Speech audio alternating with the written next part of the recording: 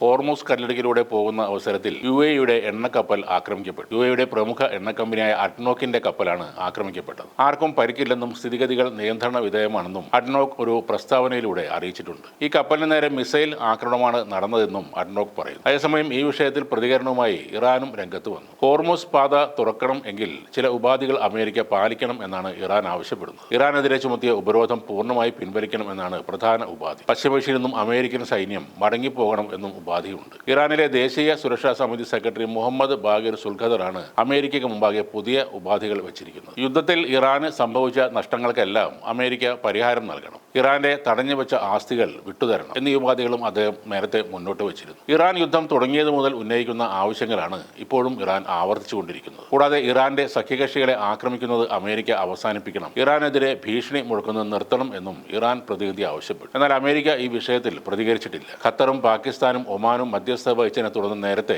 60 ദിവസത്തെ സമാധാന കരാർ നിലവിൽ വന്നിരുന്നു. എന്നാൽ കരാർ ലംഘിക്കപ്പെട്ടു എന്നാരോപിച്ച് അമേരിക്കയും ഇറാനും പരസ്പരം ആക്രമണം വീണ്ടും തുടങ്ങുകയാണ് ഉണ്ടായത്. ഹോർമുസ് കടൽപാതയിലൂടെയുള്ള ഗതാഗതത്തിന് പ്രത്യേക ചട്ടം കൊണ്ടുവരാനാണ് ഇറാൻ ഇപ്പോൾ ശ്രമിക്കുന്നത്. ഒമാനുമായി ഈ വിഷയം ചർച്ച ചെയ്തിട്ടുണ്ട്. ഇറാനും ഒമാനും അതിർത്തി പങ്കിടുന്ന പ്രദേശത്താണ് ഹോർമുസ് കടൽപാതയുള്ളത്. ഇതിലൂടെ പോകുന്ന കപ്പലുകൾക്ക് ചരക്കിന്റെ 5 മുതൽ 7% വരെ ടോൾ ചുമത്തണം എന്നാണ് ഇറാന്റെ ആവശ്യം. അതിനിടെ സൗദി, പാകിസ്ഥാൻ, തുർക്കി എന്നീ രാജ്യങ്ങൾ സംയുക്ത പ്രതിരോധ കരാറിൽ ഒപ്പുവെച്ചതും ഇറാൻ വളരെ സംശയത്തോടെയാണ് നോക്കിക്കാണുന്നത്. സുന്നി രാജ്യങ്ങളുടെ ഐക്യം വരുന്നതാണ് ഷിയ രാജ്യമായ ഇറാന് ആശങ്ക പരത്തുന്നത്. അതേസമയം 3 രാജ്യങ്ങളും പലസ്തീനൊപ്പം നിൽക്കുന്നവരാണ്. അതുകൊണ്ട് തന്നെ ഇത്തരം ഐക്യം ആശങ്കയോടെയാണ് ഇസ്രയേലും കാണുന്നത്. ഗൾഫ് രാജ്യങ്ങൾക്ക് തങ്ങൾ എതിരില്ലെന്നും അവരെ തങ്ങൾക്ക് എതിരാക്കുന്നത് അമേരിക്കയാണെന്നും ഇറാൻ വീണ്ടും പറയുന്നുണ്ട്. ഈ സമയം തന്നെ ഇറാന്റെ പരമോന്നത നേതാവ് മുജ്തബ ഖമനയുടെ വീഡിയോ പുറത്തു വന്നിട്ടുണ്ട്. ആരോഗ്യനില വഷളായി എന്നും ഗുരുതരാവസ്ഥയിൽ കഴിയുന്നുവെന്നും ഇസ്രയേൽ മാധ്യമങ്ങൾ കഴിഞ്ഞ ദിവസം വാർത്ത നൽകിയിരുന്നു. അതിനുള്ള മറുപടി എന്നോണമാണ് ഇറാനിലെ മെഹർ ന്യൂസ് ഏജൻസി വീഡിയോ പുറത്തുവിട്ടിരിക്കുന്നത്. ഇറാൻ സർക്കാരിന്റെ പിന്തുണയുള്ള മാധ്യമമാണ്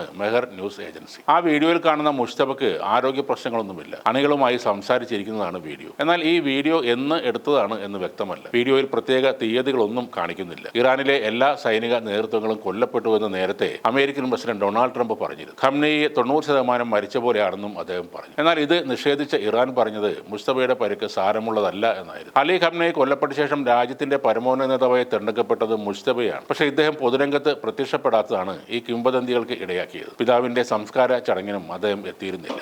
യുദ്ധം നടക്കുന്നതിന്റെ ഇടയിൽ മുസ്തബ എവിടെയാണെന്ന് അറിയാൻ വേണ്ടിയുള്ള ഇസ്രയേലിന്റെ ഒരു തന്ത്രമായി ഈ വാർത്തകളെ കാണുന്നവരുമുണ്ട്. ഇറാൻ സൈന്യത്തിലെ വളരെ ചുരുക്കം ചിലർക്ക് മാത്രമേ മുസ്തബയുമായി സംസാരിക്കാൻ അനുമതിയുള്ളൂ എന്നാണ് റിപ്പോർട്ടുകൾ പറയുന്നത്.